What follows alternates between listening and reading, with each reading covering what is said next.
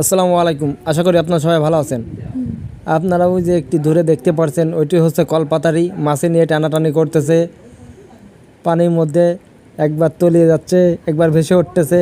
এই মাছটি ধরার জন্য নৌকা করে নিয়ে ছোট ভাইটিকে বলা হচ্ছে মাছটি ধরে দাও। এই মাছটি ছুটে গেছে। যখন বসি খায় তখন যে ভাই মাছ বাঁধায় সে হিট করার সঙ্গে সঙ্গে সুতো কেটে যায়। কেটে গেলে মাছটি চলে যায়। চলে যাওয়ার পরে সে বলে বড় ধরনের একটি মাছ হবে।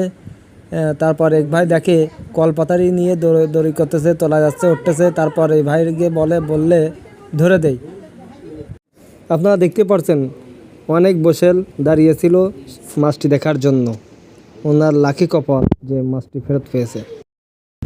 দেখতে পাচ্ছেন মাছটি, এই ভাইটির মাছের যে ভাইটি এই যে নৌকা থেকে তুলতেছে, এই যে কলপাতারি জন্য মাছটি পাওয়া গেছে, না হলে মাছটি পাওয়া যেত না। কলপাতারি বেঁধেছিল পুঁতিতে, পুঁতির উঁচু থেকে সুতো কেটে গেছে, এই জন্য পাওয়া গেছে। এটি একটি মিগরে মাছ, হাফ কেজি সাইজের হবে। এই যে খাল থেকে বাঁধিয়েছে। মাছটি পেয়ে সে অনেক খুশি।